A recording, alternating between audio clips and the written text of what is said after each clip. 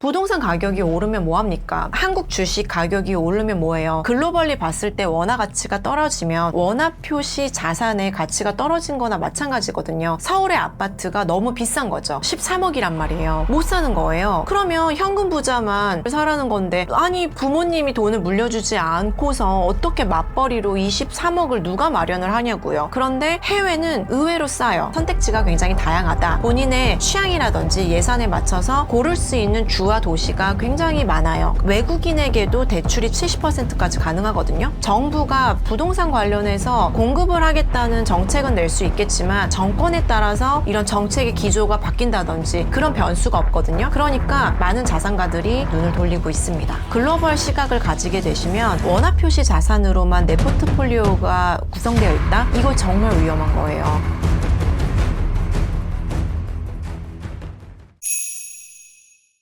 저는 한국 분들이 해외 부동산에 투자하고 자산 이전하는 것을 돕는 글로벌 프론티어 에셋의 대표 고미연입니다. 그의 기회를 알아보는 사람들은 어떤 공통점이 있을까요? 특히 저는 한국 분들이 해외 투자할 때 이제 저를 많이 찾아주시는데, 이상하게도 자수성가하신 부자들이 많이 오세요. 이분들은 첫 시작은 뭐 직장인이기도 했고, 아니면 뭐 사업을 처음부터 창업하신 분들도 있고, 투자자인 분도 있고, 굉장히 다양한데 사고방식을 전환했다. 그게 가장 특징 중에 하나인 것 같아요. 무슨 말씀이냐면은, 우리가 가지고 있는 다양한 자산이 있는데 자기 자신이라는 자산이 있잖아요. 나의 시간과 노동력을 가지고서는 이렇게 열심히 아무리 일을 해도 내가 뭐 시간당 100만 원, 200만 원 이렇게 벌 수 있는 몸값을 올릴 수는 있겠지만 부자가 될 수는 없다는 걸 깨닫고, 이분들은 본인들이 잠을 자는 동안에도 돈을 버는 시스템을 구축해야 되겠다라고 깨우친 분들이라고 생각을 합니다. 그리고 두 번째로는요, 이분들이 정말 생각한 것보다도 굉장히 부지런하고 공부를 많이 하고 오랜 기간 준비를 했다는 거예요. 부자가 되신 분들한테 이렇게 물어보거든요. 아니 어떻게 그렇게 자산을 잃었습니까? 그러면 다들 운이 좋았다고 얘기를 해요.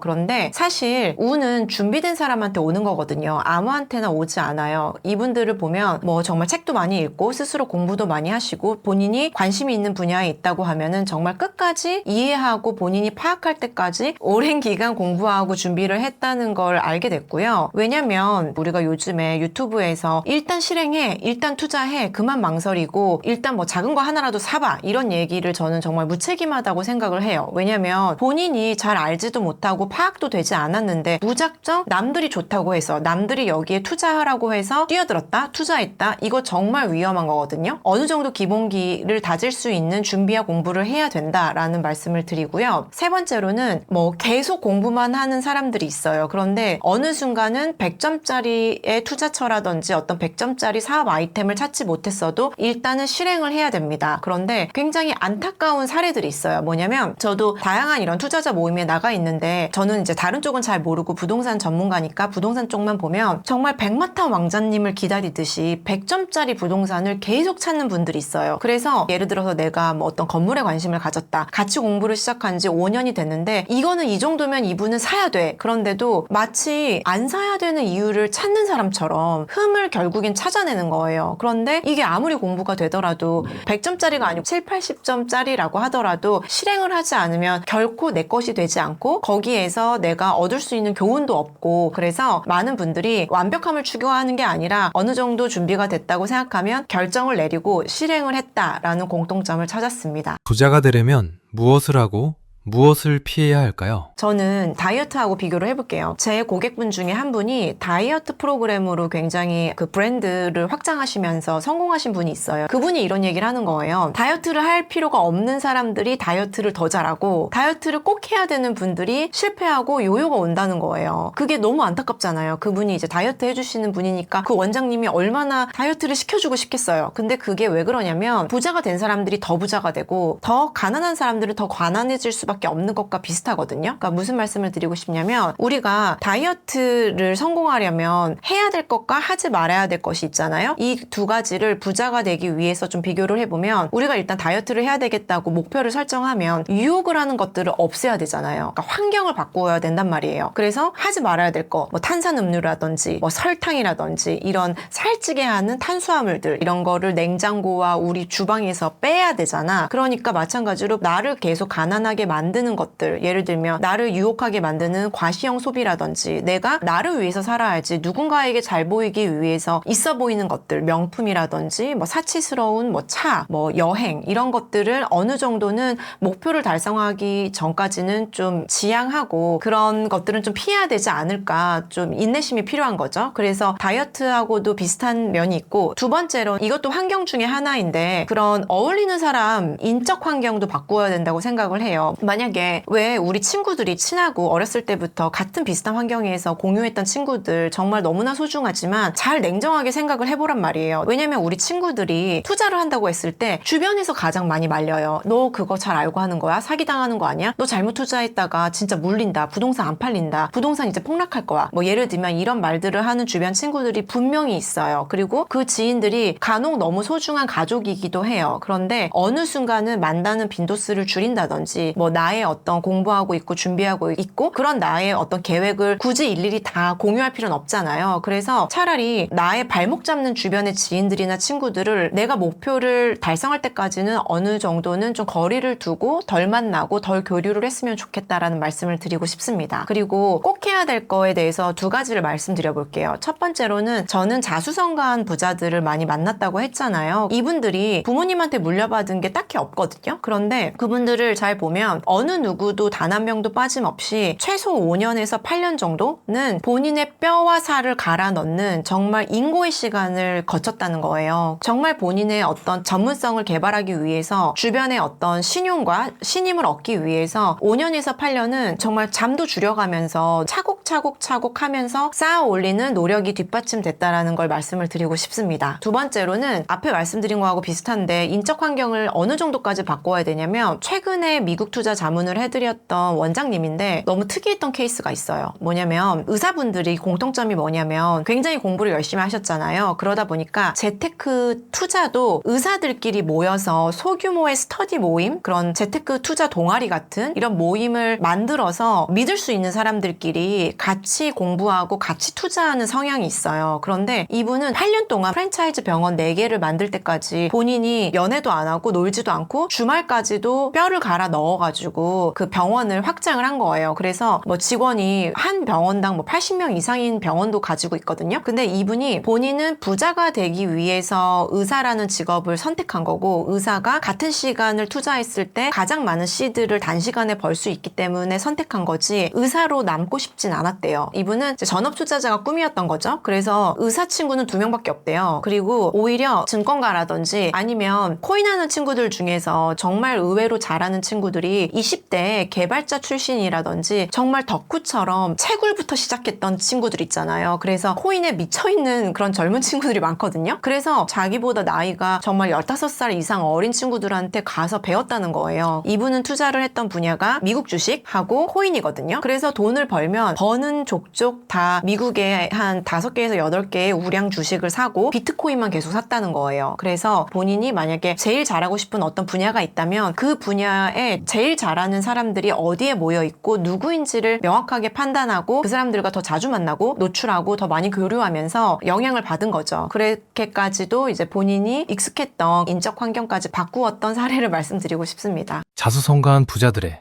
또 다른 특징이 있을까요? 다이어트도 그렇고 부자가 되는데도 그렇고 요행이 없어요. 저는 이런 말을 많이 쓰는데 엘리베이터가 없어요. 우리가 인생을 사는 데 있어서 왜 나만이 운이 좋겠어요? 나만 운이 좋을 수가 없거든요. 그래서 계단을 한 걸음 한 걸음 올라가듯이 차곡차곡 쌓아가는 길밖에 없더라고요. 많은 부자분들 중에서 성공만 한 분들이 없거든요. 분명히 인생의 실패를 딛고 일어나서 지금의 자리까지 오르기까지 정말 우여곡절이 다들 있단 말이에요. 근데 그분들이 항상 하시는 얘기가 한눈을 팔거나 요행을 바랬을 때 본인이 실수를 했다라는 얘기를 해요. 그래서 계단식으로 차곡차곡 쌓아가는 것, 그게 굉장히 중요한 것 같고, 그리고 두 번째는 좀 실제 사례를 말씀드리고 싶어요. 제 고객 중에서 지금은 굉장히 뭐 몇백억의 자산가이신데 이분도 흑수저예요. 근데 결론적으로 이분은 크레딧, 주변으로부터 신용을 쌓은 거예요. 이분이 처음에는 창업하고 싶었대요. 그런데 창업을 할 시드머니도 없고 누가 나를 믿고 투자를 해줘요. 그래서 이분이 어떻게 했냐면 본인이 가진 가진 것은 지적 재산밖에 없는 거예요. 기획 능력이 있었던 거죠. 그리고 컴공과를 나와서 개발을 할 수 있는 기술이 있었던 거예요. 그래서 이분이 지금은 굉장히 엔젤 투자자이자 이제 벤처 투자자가 됐는데, 이분이 처음에는 네트워크를 해 가시면서 똘똘한 어떤 그 창업자들 있잖아요. 창업가들. 근데 그 창업가들이 겪는 어려움들이 있단 말이에요. 근데 이분이 좀 더 기획을 해준다든지 비즈니스 모델을 뾰족하게 세워준다든지, 그리고 그들이 아이디어는 좋은데 시스템을 못 만들고 있는 경우에는 본인이 좀 코딩을 해줘서 시스템을 만들어준 다음에 지분을 받았던 거예요. 지금 뭐 말하면은 사실 굉장히 유명한 스타트업들 결국에는 이제 유니콘이 되고 이런 곳도 터진 거예요. 만약에 100명을 그렇게 도와줬다라고 하면 정말 4, 5명만 터져도 대박이 난 거죠. 그래서 이분이 지분 가치로 그 자산을 많이 불린 거예요. 근데 사실 그 지분이라는 게 그 회사가 상장하거나 상장 직전에 정말 비상장 주식이 어떻게 보면은 이제 수요가 있기까지는 굉장히 시간이 오래 걸리거든요. 그러니까 그분은 15년, 거의 15년 정도는 돈이 없이 살았던 거거든요. 그냥 비상장 회사의 주식들만 가지고 있었어요. 근데 그분이 결국에 10년 이상 한 분야에서 정말 좋은 회사를 발굴하는 눈을 가지게 됐잖아요. 그래서 이분이 본인의 회사를 몇 년 전에 차렸거든요. 그러니까 그때 유명한 사실 엔젤 투자부터 시작해가지고 이분한테 투자하기 시작한 거죠. 왜냐면 이분은 초기에 스타트업들을 잘 발굴하고 그들을 리드해 줄 수 있는 그런 본인의 전문 분야를 주변에서 인정을 받은 거잖아요. 그래서 지금은 투자하겠다는 굵직굵직한 기관도 굉장히 많은 걸로 알고 있거든요. 그래서 제가 말씀드렸을 때 이분이 어떠한 자본도 없이 시작한 거잖아요. 그런데 이렇게 수백억의 자산가가 되기까지는 정말 주변으로부터 신용을 얻었다라는 공통점이 있는 것 같습니다. 요즘 한국에서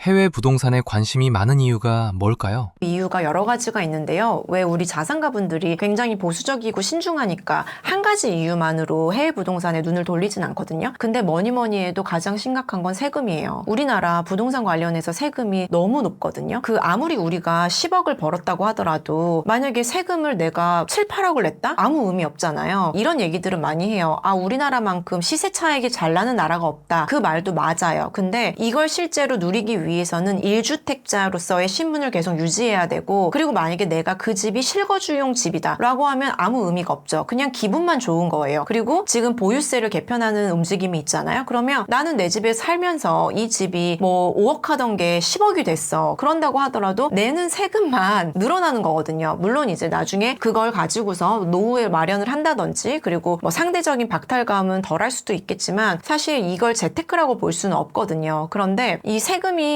부동산 투자를 한다는 건 그래도 내가 투자용 부동산을 가지고 있고 다주택자가 되면서부터 이제 투자가 실질적으로 의미가 있어지는 건데, 우리나라는 이미 2주택, 3주택자에 대해서 중과세부터 시작해서, 그리고 보유세, 종합부동산세 또 중과되죠. 그러면 다시 2주택, 3주택만 넘어가게 되더라도 세금이 지방소득세까지 합쳐버리면 7, 80%가 나와버려요. 그러니까 이게 돈 벌어가지고 무슨 의미가 있냐, 이런 데에 좀 회의감을 느끼시는 분들이 많습니다. 그리고 상속세, 증여세도 문제가 심각합니다. 우리나라 지금 거의 제가 알고 있기로 20년 넘게 이 상속세, 증여세가 개편되지 않고 있거든요. 물론 개편하고자 하는 움직임은 있지만 정말 OECD 다른 나라하고 비교했을 때는 우리나라 상속세, 증여세가 굉장히 높아요. 뭐 1위가 이제 일본이고 2위가 한국이라고 하는데, 일본 같은 경우에는 공제되는 항목이 굉장히 많거든요. 그래서 이런 상속세, 증여세 때문이라도 해외로 눈을 돌리시는 분들이 많고요. 그리고 두 번째로는 분산 투자 니즈가 있어요. 무슨 말씀이냐면 원화 자산, 원화 가치가 계속 떨어지고 있다. 다들 잘 알고 계시잖아요. 최근 몇 개월 사이만 하더라도 원달러 환율이 굉장히 하락했단 말이에요. 그래서 원화 가치 하락이 굉장히 심각한 문제로 대두되고 있는데, 부동산 가격이 오르면 뭐합니까? 한국 주식 가격이 오르면 뭐예요? 글로벌리 봤을 때 원화 가치가 떨어지면 원화 표시 자산의 가치가 떨어진 거나 마찬가지거든요. 그래서 많은 자산가분들이 안전자산으로 분산 투자를 해야 되겠다라고 생각하시고, 꼭 해외 부동산이 아니더라도 뭐 금이라든지 아니면은 뭐 해외의 다른 주식이라든지 이런 다른 안전자산으로 눈을 돌리는 분들이 많습니다. 그리고 마지막으로는 교육 때문인데요. 특히 제가 가장 주력하고 있는 나라가 미국이다 보니까 교육에 관심을 많이 가지신 분들이 많이 찾아주시는데, 왜 우리나라 좋은 대학교 많잖아요. 하지만 그 좋은 대학을 가는 게 쉬워요? 정말 어렵잖아요. 이제는 정말 인서울하는 것도 하늘의 별 따기라고 하더라고요. 그런데 미국은 조사하는 리서치 기관마다 다르긴 하지만 200개의 대학의 순위를 매겨봤을 때 7, 80개가 넘는 대학이 미국 대학이 그 랭킹에 들어가 있거든요. 그만큼 자녀를 생각한다면 조금 덜 치열한 경쟁 환경에서 같은 노력과 그런 시간을 투입했을 때 더 좋은 대학에 갈 수 있는 확률이 높아지는 거예요. 그러다 보니까 많은 분들이 우리나라 말고도 이제 미국이라든지 영국이라든지 이런 쪽으로 눈을 돌리고 있습니다. 미국 부동산 투자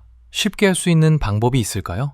당연히 한국에서 계속 거주할 거고 내가 한국에 집이 필요하다라고 하면은 저는 저에게 자문 요청하시는 분들에게도 일단 한국에 실거주 집 먼저 마련하시고 해외 부동산을 보세요라고 말씀을 드려요. 그래서 제 고객의 대부분 80%는 이미 한국의 1주택자이고 그 다음에 건물을 사기에는 너무 건물은 가격이 비싸고 그리고 한국에서는 2주택자부터 세금에 대한 문제가 복잡해지잖아요. 그런 분들이 이제 해외 부동산으로 눈을 많이 돌리세요. 그런데 20%의 무주택자인데도 미국의 해외에 집을 사는 분들이 있잖아요. 그분들이 그렇게 선택하는 이유를 좀 말씀해 드려볼게요. 뭐냐면 미국은 선택지가 많아요. 그리고 생각보다 저렴해요. 그리고 투자할 수 있는 레버리지, 대출 환경이라든지 어떤 규제가 굉장히 안정화돼 있다든지 사실 규제랄 게 없어요. 이런 이유 때문에 결국에 사는 거거든요. 그래서 다시 얘기를 해보자면 첫 번째는 무주택자인데도 해외에 투자를 하는 분들은 뭐냐면 일단은 그 무주택자 신분을 유지해야 되는 분들도 있거든요. 청약을 계속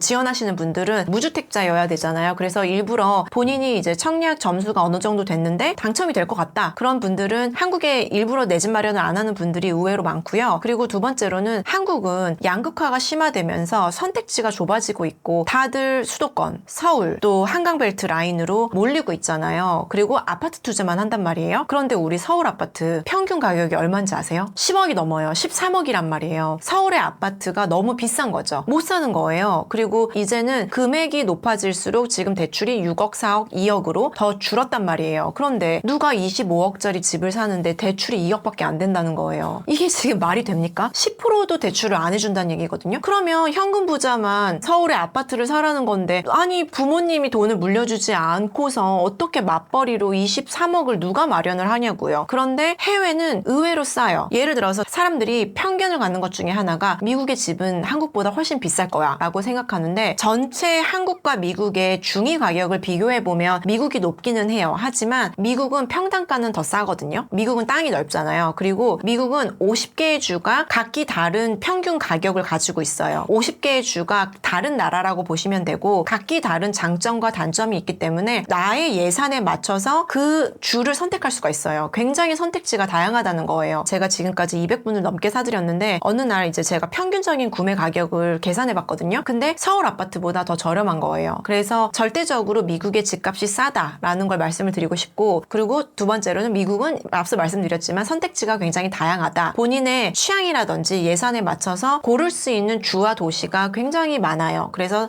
옵션이 많다라는 걸 말씀드리고 싶고요. 마지막으로는 외국인에게도 대출이 70%까지 가능하거든요. 나머지 다 현금 마련하라는 거잖아요. 근데 미국은 집값과 관계없이 심지어 외국인일지라도 미국에 거주하지 않는 사람일지라도 개인이면 70%, 법인을 세우면 60%까지 대출이 됩니다. 이런 레버리지를 할 수 있다라는 장점이 있고 그리고 마지막으로는 미국은 이런 규제가 바뀌지 않아요. 정책이 굉장히 안정적이고 정부가 부동산 관련해서 공급을 하겠다는 정책은 낼 수 있겠지만 투자를 못하게 하게끔 규제한다든지 이렇게 막 정말 손바닥 뒤집듯이 정책을 바꾼다든지 정권에 따라서 이런 정책의 기조가 바뀐다든지 그런 변수가 없거든요. 그러니까 자산가분들, 투자자분들이 봤을 때는 미래를 예측하기가 쉬운 거예요. 우리가 불안하면 어떻게 투자를 합니까? 그런데 이게 뭐 100년이 넘게 바뀌지 않으니까 이보다 더 안정적인 정책이 없잖아요. 그래서 많은 자산가들이 미국 부동산 그리고 해외 부동산에 눈을 돌리고 있습니다. 미국에 집을 산다고 하면 직접 보러 갈 필요는 없는 건가요? 200분이 넘는 분들을 미국에 집에 사드렸는데 그 중에서 몇 퍼센트나 미국에 갔을 것 같으세요? 20-30% 정도 간 것 같아요. 그래서 사실 제 깨알롱포를 하자면 제가 쓴 책이 있거든요. 나는 당신이 미국 부동산으로 부자가 되면 좋겠습니다. 제 책이 나오고 나서 미국 부동산 책이 굉장히 많이 나왔는데 그 책들을 한 번이라도 한 2-3권 정도만 사서 보시면 이 미국의 부동산 시스템이 얼마나 투명하고 덤태기를 쓰거나 사기를 당하기 어렵다 어렵다는 걸 아실 수 있을 거예요. 그래서 우리가 물론 공부가 먼저 선결이 돼야 되고 한국에서도 네이버 부동산이라든지 호갱 노노처럼 미국도 질로우라든지 레드핀이라든지 다양한 부동산을 조회해 볼 수 있는 플랫폼이 있어요. 그래서 얼마든지 손품을 팔 수도 있고요. 내가 꼭 발품을 팔지 않아도 또 믿을 수 있는 전문가들 있잖아요. 저같이 이제 한국에서 나와서 미국 부동산, 해외 부동산 투자 자문을 하는 회사라든지 아니면 미국의 각 주의 도시의 중개사라든지 전문가를 찾아가시면 또 좋은 매물을 엄선해서 추천을 드리거든요. 그래서 꼭 미국에 가실 필요는 없습니다. 최소 얼마 정도의 금액이 있어야 투자를 할 수 있나요? 지금 최근에 텍사스 달라스나 조지아 애틀란타에 집을 사들이는 분들이 있는데 정말 최소 금액은 1, 2억 정도만으로도 레버리지를 해서 살 수가 있거든요. 그래서 생각보다 막연하게 미국 부동산이 너무 비싸다고 생각하시는 분들이 있는데 그렇지 않아요. 그런데 이런 분들 있잖아요. 나는 미국에도 정말 현지인들이 중산층 이상이 좋아하는 강남에 사고 싶다. 뭐 정말 나는 미국에서 제일 좋은 데 사고 싶다 라고 하면 우리나라가 양극화가 됐다고 하는데 미국은 정말 30만 불짜리 한 4억짜리 집부터 400억, 1000억짜리 집까지 천차만별이거든요. 양극화가 더 심하단 말이에요, 미국은. 그래서 굉장히 그 레인지는 넓지만 그런 중위 가격이라든지 최소 투자할 수 있는 첫 투자 시드는 생각보다 작아요. 미국 부동산 투자의 장단점은 무엇일까요? 장점이기도 하고 차이점이기도 한데요. 재밌는 게 이제 옵션이 다양하다는 거를 좀 더 이렇게 말씀드리고 싶어요. 뭐냐면 한국은 아파트만 투자하고 서울로 몰리고 있잖아요. 근데 미국은 주마다 가격이 다 다른데 그 주가 저렴한, 예를 들면 정말 우리 썬벨트 요즘에 굉장히 핫하잖아요. 텍사스에 방 3개, 4개짜리 그리고 한 7, 80평짜리 집이 40만 불, 50만 불짜리도 있거든요. 근데 그 집들이 나쁜 집이 아니고 새 집이고요. 수영장이라든지 파티룸이라든지 뭐 운동시설이라든지 커뮤니티도 잘 돼 있어요. 그리고 주변에 학군도 좋고 물론 땅덩이가 크기 때문에 장 보려면 차 타고 나가야 되긴 하지만 주변에 한 2, 30분 가면 H마트, 한인마트거든요. 그리고 코스트코 이런 마트들도 있고 학교도 가깝고 학군도 미국의 학교 랭킹을 매기는 어떤 기관이 있는데 그레이스쿨 스코어를 보면은 8점, 9점, 10점 이런 학군지거든요. 그런 선택의 옵션들이 있고 저렴한 가격으로도 나쁜 집을 사고 안 좋은 집을 사는 게 아니라 정말 현지인들이 선호하고 살기 좋은 곳을 살 수가 있어요. 그런 점이 이제 미국 투자의 장점이고 두 번째는 세제 혜택. 뭐냐면 미국 부동산 같은 경우에 만약에 내가 투자용 부동산으로 산다. 저는 이거를 정말 우리나라가 배워야 된다고 생각하는데 재산세가 높다고는 하는데 여러 가지 소득세에서 감면해 줄 수 있는 방법도 있고요. 그리고 두 번째는 내가 투자용 부동산을 살 때 양도세 유예 정책이 있어요. 1031 익스체인지 프로그램이라고 해서 내가 A라는 투자용 부동산을 샀어요. 시세 차익이 많이 났어요. 그런데 이 A를 팔고 갈아탄다. 내가 미국의 부동산 투자를 멈추지 않고 더 큰 부동산 1달러라도 비싸고 6개월 이내에 다른 부동산으로 갈아타서 투자를 한다라고 하면은 양도세를 투자를 멈추는 순간까지 유예해 주거든요. 자산의 가치가 계속 부동산이 올랐어요. 그 마지막 부동산을 자녀한테 증여상속해버리잖아요. 그러면 자녀가 양도세를 안 내게 돼버려요. 물론 나중에 이제 미국의 영주권 시민권을 따야 되긴 하지만 이런 식으로 미국은 투자를 계속 장려하고 미국의 투자를 멈추지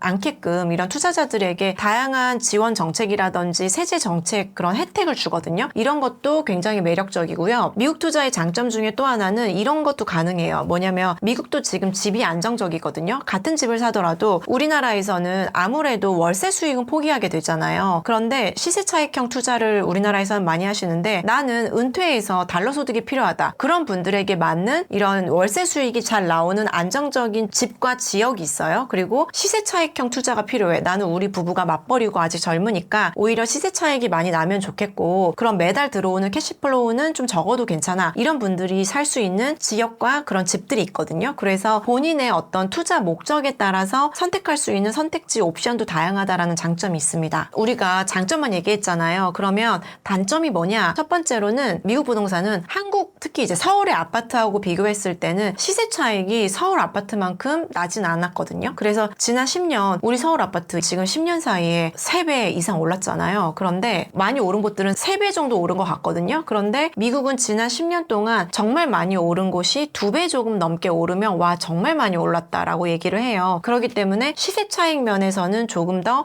아쉬울 수 있다라는 거는 사실이고요. 두 번째 단점은 외국인, 그러니까 한국인 분들은 미국 입장에서 외국인이잖아요. 외국인에게 불리한 게 있는데 너무나 많은 글로벌 투자자들 외국인들이 미국에 투자를 하고 양도소득세를 안 내고 자국으로 도망간 거예요. 그러다 보니까 이제 FARTA라고 해서 미국인이 아닌 외국인이 부동산을 팔았을 때 그 양도 차익이 났을 때 일정 부분의 비율을 원천징수하거든요. 그리고 세금을 잘 성실 납부하시면 그 나머지 차익을 돌려드려요. 이런 식으로 원천징수를 외국인에게는 좀 더 하는 법이 있어요. 이게 단점이라고 생각은 합니다. 대표님은 현재 한국 경제 상황 어떻게 보고 계신가요? 한국 경제 정말 심각합니다. 우리가 여러 가지 시그널을 통해서 알 수가 있는데 일단 자영업자 폐업률 역대 최고라고 하잖아요. 우리가 뭐 통계를 보지 않고 그냥 주변에 상권만 가더라도 자영업자분들 진짜 장사 안 된다는 얘기 많이 하시거든요. 그리고 예전에 막 줄 서서 가기 어려웠던 식당들 가보세요. 요즘 예약 너무 잘 돼요. 그것처럼 일단 한국의 자영업자 비율이 높잖아요. 그 자영업자분들의 그런 경영난, 요즘에 장사 정말 안 되시고, 두 번째는 우리 내노라 하는 상권들 가보시면 공실 정말 심각하거든요. 우리 한때 21년에서 23년 사이에 정말 꼬마 빌딩 투자 많이 했잖아요. 그래서 뭐 역삼, 노년 이런 이면에, 그리고 뭐 신사동 이런 데 건물 정말 거래가 활발했는데 지금 가보세요. 홍임대 다 붙여져 있고 뭐 가로수길 메인 도로만 하더라도 정말 공실 너무 많거든요. 이거 정말 이자 부담 만만치 않아요. 버티는 것도 하루 이틀이지 몇백 몇천만 원씩 이자 계속 낸다고 생각해 보세요. 1년에 몇 억이거든요. 그러면 이게 또 대출이자 감당하기 어려워서 이미 경매 시장에 매물들이 쌓이기 시작했거든요. 그래서 한국 경제 여러 가지로 봤을 때 정말 시그널이 부정적인 것 같습니다. 가계부채와 경기 침체는 어떤 관계가 있나요? 우리나라 가계부채가 왜 우리 전세도 가계부채에 포함이 돼야 되잖아요. 2,000조라고 해요. 무려 2,000조인데 이 가계부채가 높다는 거는 그만큼 가처분 소득이 줄어든다는 얘기거든요. 예를 들어서 자영업자분들도 당연히 매출이 안 나오니까 수입이 줄어들고, 그리고 사업하시는 분들 또 직장인 분들도 보너스는 줄어들었잖아요. 그런데 대출이자 부담은 커지다 보니까 정말 필요한 의식주라든지 아니면 특히 이제 먹을 거 이런 거 빼고는 옷 사는 것도 줄어들고, 또 우리나라 분들은 사교육은 그래도 빚을 내서라도 아이들을 교육을 시키니까 교육비를 줄일 수는 없는데 가계부채가 증가하면서 뭐 부담해야 될 이자가 늘어나니까 쓸 수 있는 돈이 없어지고 정말 팍팍해지는 거죠. 늘어나는 지방 중심 미분양 아파트. 얼마나 심각한 건가요? 서울이야 정말 주택의 공급이 부족하고 수요는 넘치잖아요. 그런데 정말 지방으로 눈을 돌려보면 미분양 문제가 심각합니다. 왜냐면 수요가 없어요. 제가 한국에서 재개발 재건축 중개를 잘하는 이제 중개사분하고 얘기를 했는데 지방에서 돌아가는 기차표를 안 끊고 온다는 거예요, 서울로. 그래서 특히 대구, 부산 분들 나는 서울에 이거 아파트 살 때까지 안 돌아간다 이러고 오신대요. 근데 그분들이 실거주 지역이라든지 주요 활동 반경은 다 지방이시거든요. 근데 지방 부동산을 더 이상 투자하거나 소유하고자 하는 니즈가 없어졌다는 거예요. 그래서 이분들이 오히려 서울로 더 몰려들고 있다는 거죠. 그래서 일단 지방 부동산은 수요 자체가 줄어들었다. 또 하나는 인구가 줄고 있잖아요. 기본적으로 인구 증감이 있어야지만 새로운 수요가 들어와서 이런 집을 계속 구입을 하잖아요. 그런데 인구가 오히려 줄어들고 있으니까 집을 살 사람들이 없는 거죠. 그런데 공급은 또 많이 됐잖아요. 그러다 보니까 이 쌓여온 공급 과다, 그리고 수요는 사라진 시장에서 이 지방의 미분양 문제는 저는 앞으로 더 심각해질 거라고 생각합니다. 그럼 왜 서울 아파트는 괜찮은 걸까요? 이건 전 세계적인 트렌드인데요. 경기 침체가 되고 있고 경기 침체가 예상되면서 더욱더 안전자산으로 몰리고자 하는 자산가들의 심리가 반영됐다고 생각해요. 뭐냐면 우리가 지방에 있는 예를 들면 3억짜리 아파트가 있어요. 반포 30평대에 30억짜리 아파트가 있어요. 가격은 10배인데 황금성이 뭐가 더 있다고 생각하세요? 서울에 아파트가 가격이 10배 비싼데 더 잘 팔린다는 거예요. 그래서 이게 비단 한국에만 일어나는 일은 아니거든요. 예를 들어서 미국도 마찬가지예요. 오히려 더 비싼 집은 더 가파르게 오르고 더 저렴하거나 그런 현지인들의 선택을 받지 못한 지역은 더 외면받고 매물이 쌓이고 있단 말이에요. 굉장히 미국도 국지적으로 다른 양상을 보이고 있거든요. 그래서 전 세계적인 추세인 거죠. 좀 더 안전하고 확실한 자산으로만 돈이 몰리고 있는 시기인 거고, 그러다 보니까 지방의 부동산보다는 비싸더라도 더 확실한 서울의 부동산으로 몰리고 있다고 생각을 합니다. 민생지원금 같은 돈풀기 정책.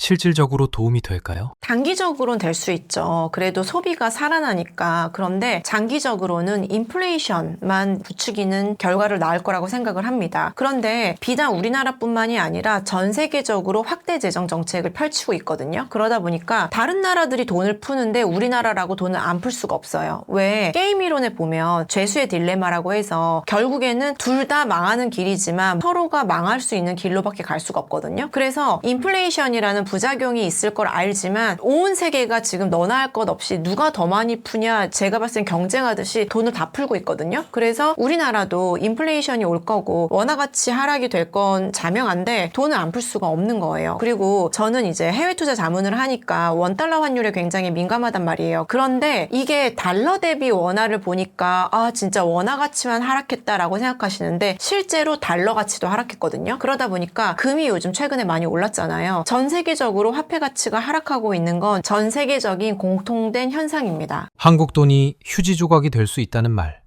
진짜일까요? 일단 저는 제일 위험한 게 원화 예금만 갖고 있는 분들, 제가 더 불안해요. 뭐냐면 실물 자산으로 좀 옮기시면 좋겠거든요. 그리고 이왕이면 다른 나라의 화폐 표시 자산이라든지 아니면 뭐 금이나 비트코인 이런 것들로 옮기시면 좋겠는 게, 예를 들면 옛날에 자장면 가격이 500원이었던 때가 있단 말이에요. 근데 요즘에 500원짜리 자장면이 어딨어요. 보통 7,000원? 8,000원은 줘야 되잖아. 화폐 가치는 계속 하락하고 통화량을 계속 찍어낸단 말이에요. 그러면 내가 가지고 있는 10,000원으로 살 수 있는 어떤 재화라든지 서비스가 그 가격은 올라가니까 살 수 있는 양이 줄어드는 거거든요. 그래서 내가 집값도 봐요. 우리나라 분들이 집값이 올랐다고 좋아하는 분들 있어요. 유주택자 분들, 투자하신 분들. 근데 그게 원화 가치가 글로벌리 하락한 걸 보면 그 실물 자산의 가치가 올라간 게 과연 돈을 번 거냐는 말이에요. 상대적으로 더 벌고 덜 벌고는 있겠지만 우리나라의 부동산 자산을 투자한 분들조차도 글로벌리 보면 사실 그 가치는 떨어졌다라고 볼 수가 있습니다. 그래서 내가 한국에만 국한되어 있고 원화만 한국에 가지고 있는 건 가장 위험하고, 한국 주식, 한국 부동산, 한국 예금이라든지 한국의 채권 이런 자산으로만 포트폴리오가 구성되어 있다? 그러면 사실 굉장히 위험하고 이 자산들이 굉장히 가치 평가가 절하될 수 있다는 거죠. 대공황을 대비하는 구체적인 자산 관리가 있을까요? 많은 분들이 요즘에 현금을 확보하고 있어요. 가문의 자산이라고 하잖아요. 영원히 내가 우리 가문, 내 자녀와 손주까지도 물려주어야 되는 그런 자산들, 팔지 말아야 될 자산을 남겨두고 애매모호한 포지션에 있는 자산들은 정리를 하기 시작했다는 거예요. 그래서 예를 들면 부동산만 하더라도 반포, 압구정, 아파트 한 채 이런 것들은 가지고 가야죠. 이거는 팔면 안 되는 자산인데 만약에 외곽이라든지 지방이라든지 정리만 된다면 그런 자산들부터 처분하기 시작한 거예요. 그래서 제가 요즘에 정말 많이 느끼는 건 자산가 분들이 현금 보유를 많이 하기 시작했다. 그리고 애매모호하고 확실하지 않은 투자를 안 하세요, 지금. 그렇기 때문에 왜 우리가 지금 코로나 이후에 버블이 꺼진다 얘기는 하고 있지만 아직은 그렇다 할 대공황은 오지 않고 어떻게든지 위기를 모면하고 있잖아요. 그런데 이 위기를 정말 지혜롭게 잘 극복할 수 있다면 너무나 다행인데, 너무나 장기화된 이 호황 속에서 언제 버블이 꺼질지 모른단 말이에요. 그래서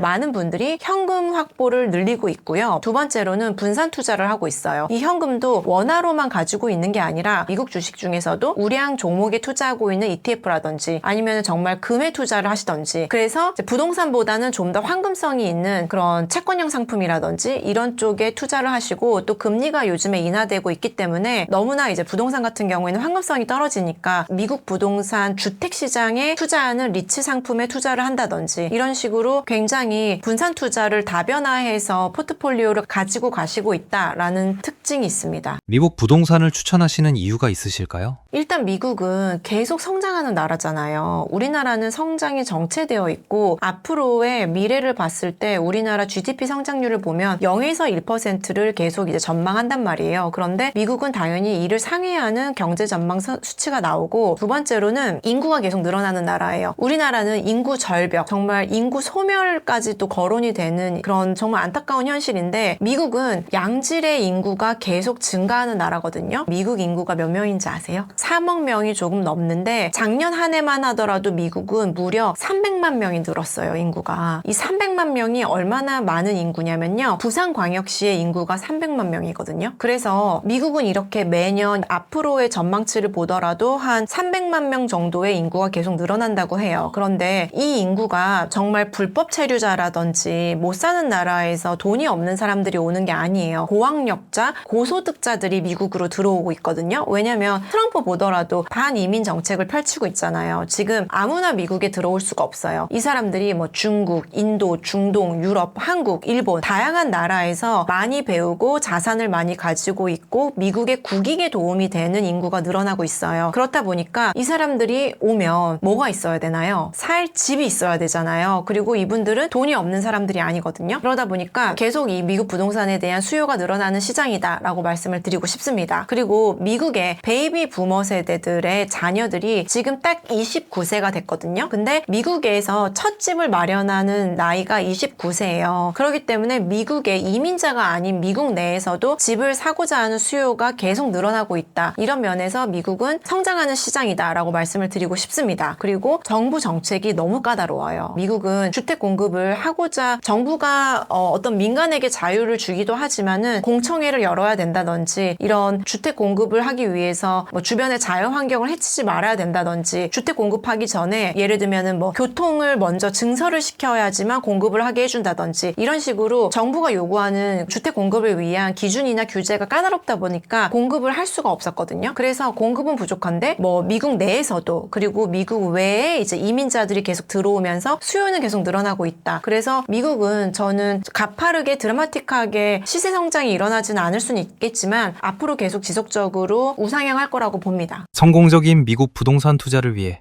한 말씀 부탁드립니다.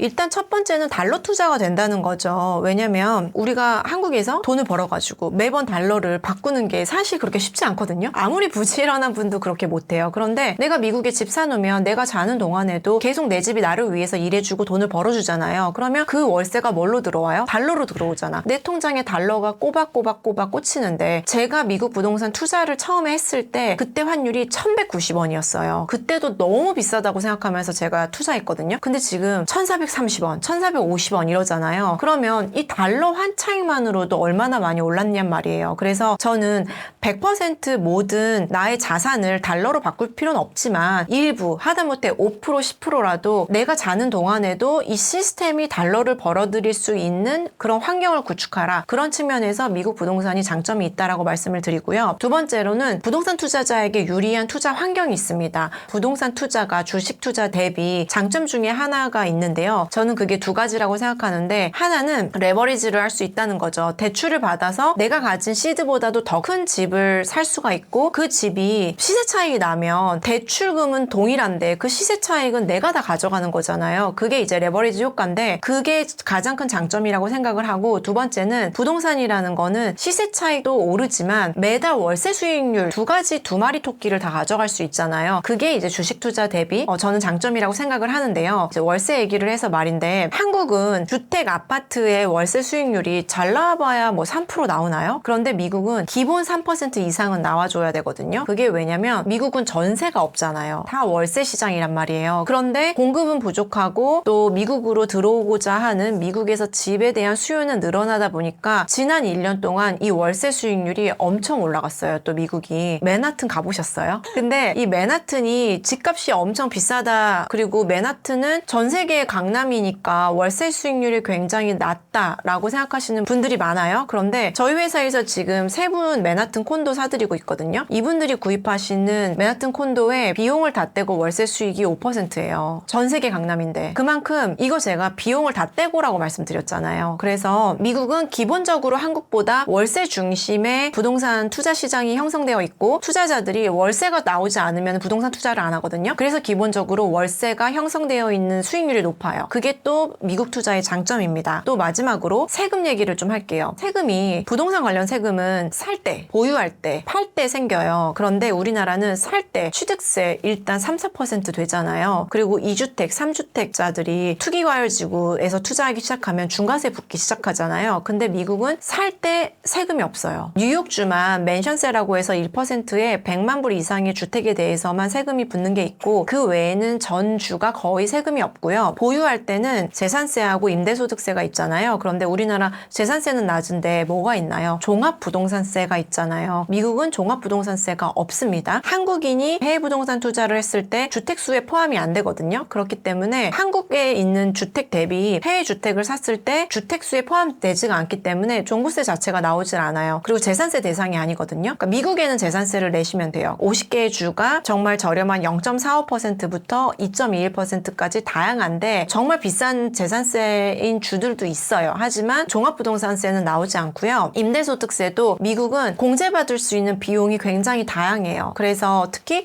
법인을 세워서 제가 투자하는 걸 많이 도와드리는데 그렇게 되면은 개인으로 투자했을 때보다 더 많은 공제할 수 있는 비용 항목이 늘어나면서 실질적으로 임대소득을 거의 안 내게 되시거든요. 그래서 이러한 장점도 있고 양도소득세 또한 미국은 다주택자에 대한 규제도 없고 1주택자든 100주택자든 중과세는 당연히 없고 양도소득세가 똑같습니다. 그리고 이 양도소득세도 그런 최고과세 구간에 해당하는 금액이 굉장히 높아요. 거의 300억이 넘어가거든요. 그리고 그 세율도 뭐 주마다 다르기는 하지만 아무리 높아도 뭐 30% 정도 이내예요. 그렇기 때문에 양도소득세도 상대적으로 저렴하다라는 말씀을 드리고 싶어요. 그래서 텍스 플래닝, 우리가 돈을 버는 것도 중요하지만 절세도 정말 너무나 중요한 전략이거든요. 이런 절세 전략 때문에도 해외 부동산에 관심을 갖는 분들이 많습니다. 미국 부동산 투자를 할 때 조심해야 될 점은 뭘까요? 첫 번째는 구조를 잘 짜셔야 돼요. 무슨 말씀이냐면 한국 분들이 한국 부동산 사면 한 가지만 보면 되잖아요. 근데 한국 사람이 미국에 살 때는 네 가지를 봐야 되거든요. 한국에서의 세금과 미국에서의 세금과 내가